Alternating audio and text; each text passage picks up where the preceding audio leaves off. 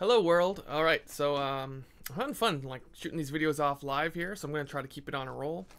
I think it's good practice. So I'm gonna pick up where I left off yesterday, which is the difference between oral conversation and textual conversation. Textual conversation being something completely new to our planet, to our species, to our whole environment. Listen, maybe people like passed notes in class back and forth, right? Or people wrote letters, but you write a letter and then you get the response 2, 3 weeks later, a month later, right? Instant, regular textual conversation as a norm, as a facet of life, that can, some people, and I mean, there's been periods of my life where it's like you have more conversations through text that, you know, than you do face to face about things that really matter to you, or insight. It's not like reading a book, which is something I'm going to talk a lot about in the next episode of Life in the Foam, because it's a conversation live. The words are changing right in front of you, right? So again, I'd like to emphasize this as kind of the ground of conversations before I start talking about anything like actual substantial insofar as culture or politics, because I think the biggest barrier in the digital divide isn't people who have phones and people who don't have phones. I think it's people who have phones and use it to watch YouTube all day versus people who have laptop computers or real computers and like to read and type and write all day. So let's go back to Virtual Community by Howard Rheingold here. Page 12, he writes, see, this book came out in 1993, based on an essay from 1988. So, it's 25 years ago, right? So 25 years ago, CMC, computer-mediated conferencing, was the term for internet web forms, CMC, right? CMC has the potential to change our lives on three different but strongly inter-influential levels. First, as individual human beings, we have perceptions, thoughts, and personalities already shaped by other communication technologies that are affected by the ways we use the medium and the ways it uses us. At a fundamental level, CMC appeals to us mortal organisms with certain intellectual, physical, and emotional needs. Young people around the world have different communication proclivities from their pre-McLuhanized elders. MTV, for example, caters to an aesthetic sensibility that is closely tuned to the vocabulary of television's fast cuts, visually arresting images, and special effects.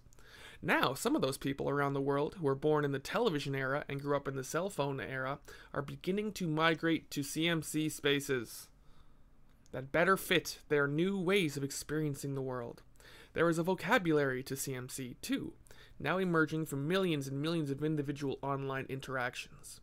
That vocabulary reflects something about the ways human personalities are changing in the age of media saturation. Very important paragraph there.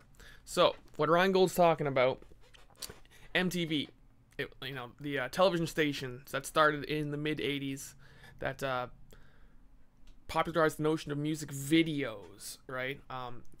This is the McLuhanized television generation. When he says McLuhanized, what he's saying is the people who grew up taking television for granted, as opposed to all the old folks born in the 30s and 40s for whom television was a strange new thing that were making the kids act all weird, right?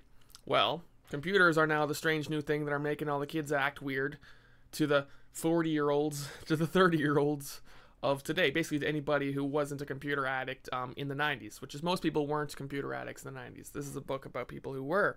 So what makes this so special, what makes it such a special book? As he writes in the year 1993, page 64, it's far too early to tell what the tools of social psychology and sociology will help us make of the raw material of group interaction that proliferates in cyberspace. This is an area where adroit use of the net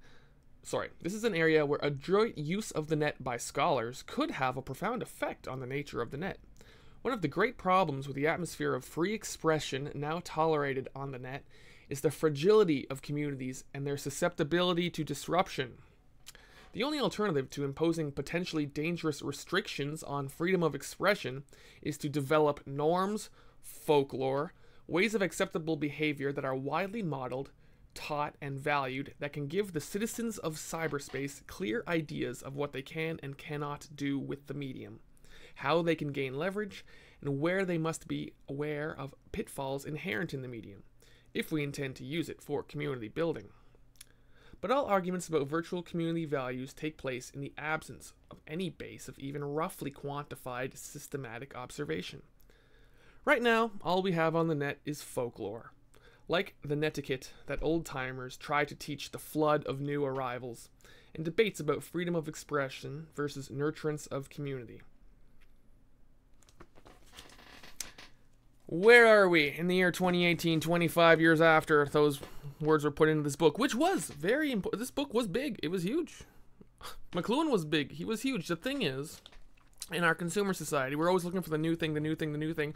Social phenomenon, big important books that were written 25 years ago. It only takes one generation to grow up, having missed that, event, and to not learn the importance of old books and old knowledge, to think they have to reinvent the wheel, which is what is happening right now with, talks about social media. Oh, what's social media doing to our world? It's such a new phenomenon. Oh, social media just kind of snuck up on us. No, it's called cyberspace. It was called computer-mediated conversations. It's been around for a really long time. This is kind of really what pisses me off, right? Like, no, the internet was around long before you came along, right? So, what I've been able to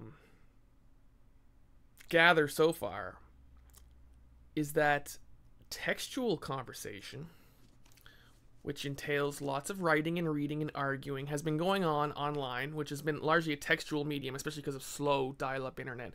People have been reading and conversing for a long time about stuff. That's the old world.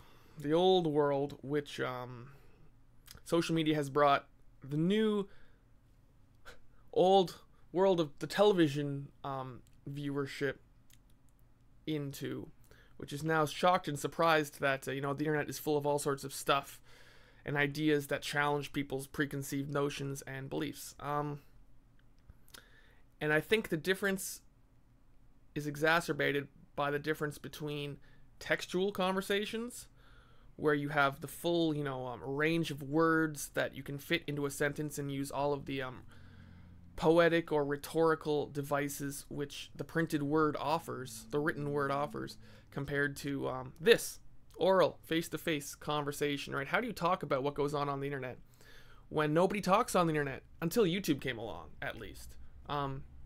People don't talk like this on the internet. They talk like this on the internet, right?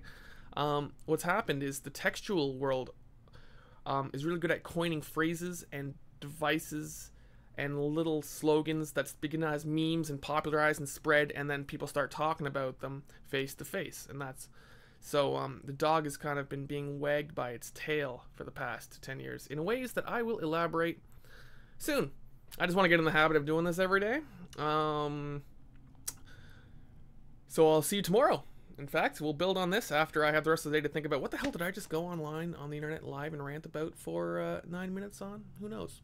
Anyway, I'm going to keep shooting off like this until I find something that sticks. I know it's all kind of rambly, but we're building a base here. So, follow my adventures on this channel.